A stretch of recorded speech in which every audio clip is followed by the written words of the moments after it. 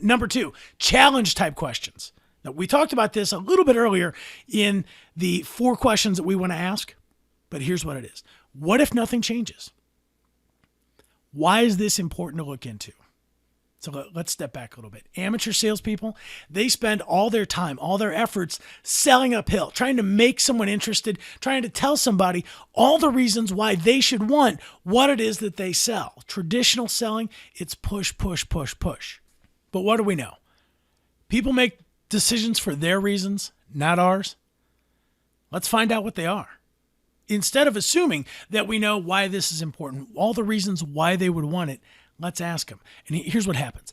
As they start to explain to us why this is important enough to look into, if they start to tell us, yeah, I have to get this taken care of because, what are we getting?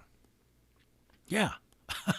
We're letting them tell us all the reasons why they should buy.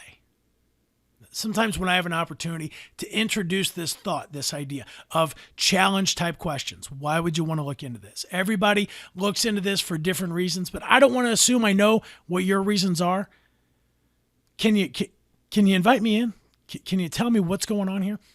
Sometimes when I have a chance to introduce this idea of a challenge question, amateur salespeople say, Bob, I don't feel comfortable asking that type of question because it looks like I don't know what's going on.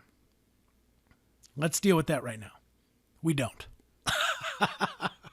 All the reasons that we think are important, why they should do it, at best, those are our reasons, not theirs. Here's what else happens. As they begin to explain what's going on, why this is important enough to look into right now, they get to hear all those reasons for themselves out loud. And it begins to clarify what the problem really is. Not only that, as they start to tell you why this is important to look into, they're going to start coming up with even more reasons that were in the back of their mind that they may have forgotten about.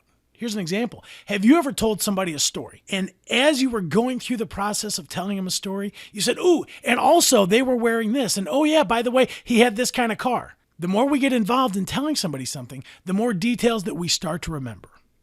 Okay, so it was information questions, problem-solving questions, challenge questions. Number 4, extension.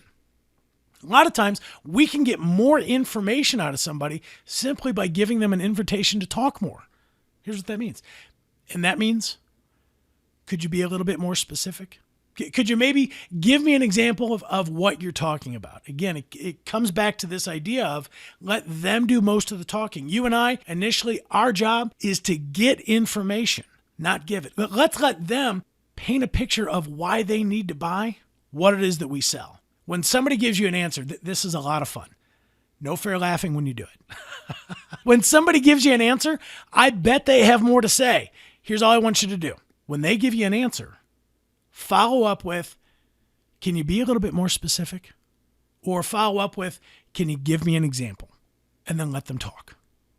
They're going to start convincing themselves that this is important. They're going to start convincing themselves of all the reasons why they need to make a different decision than the one they've been making. Up to this point, the decision they've been making is not to buy from you, not to take advantage of what it is that you're offering. Let's take a look at number 5, combination type questions.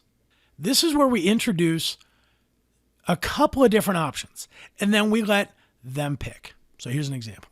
Do you want to start with the specs or look at some common uses? Here's another one. Some people tell me that the color is important and others say performance is important. Which is it for you? Now, these are silly examples. You're going to come up with better ones. But that's the challenge. Sit down with a pen and a piece of paper and go through each of these types of questions. Use the formula that I'm using here as an example and tailor it to your world. Here's what's going to happen. Professional selling is not about memorizing scripts. It's about walking into a conversation with an agenda. And when we have some different types of questions that we can ask, confidence goes up. We can stay on track and we can start making things happen on purpose. Okay, so a combination question, really, we're letting them determine what's more important to talk about. Do you want to take a look at this or do you want to take a look at this? Let me stop right there. When we're asking good questions, when we're asking the types of questions that let them decide, Who feels like they're in control of the conversation? Let me ask you again. Who feels like they're in control of the conversation? They do. Who's actually in control of the conversation? We are. They can talk about whatever they want as long as it's within this realm. And that's what a combination question does. We can talk about this or this. Which one do you want to do? They get to pick and choose of the options that we've just given them. Okay, combination questions, let's keep pushing forward. Priority. Of these 5 things, which one's the most important? Where would you like to start?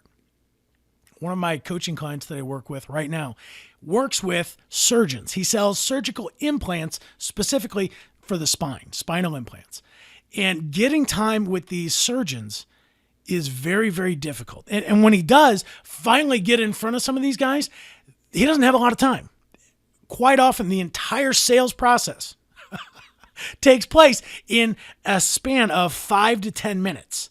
And then the doctor, the surgeon, will then move the salesperson, in this case, our hero, move him over to his office manager, who goes through all the details. And one of the things that he was having difficulty was he had an ocean of information to go over with these surgical implants, but he only had 5 to 7 minutes to talk to the doctor about it.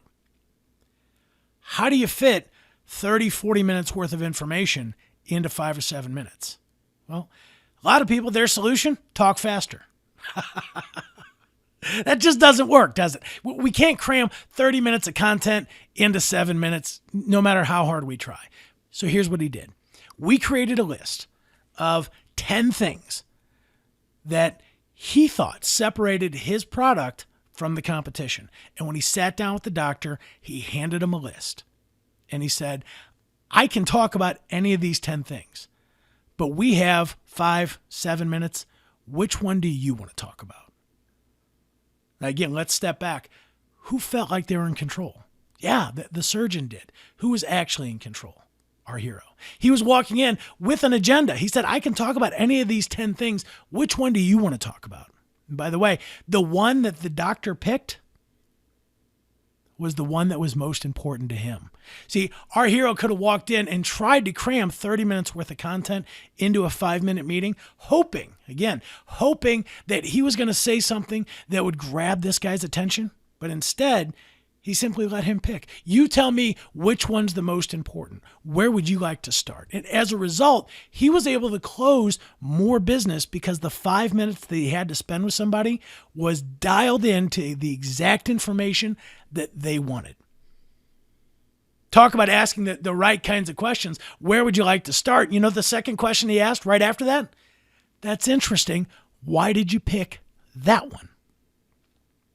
In that 5 to 7 minute conversation, he asked more questions than he gave answers to. And as a result, the surgeon felt like they were in charge. They also felt like our hero understood exactly what it was that he wanted because he just told it to him. And when he made the recommendation to talk to his office manager, it came with the complete confidence that he was going to be able to deliver on the specific thing that he wanted to make sure he was able to offer to his patients.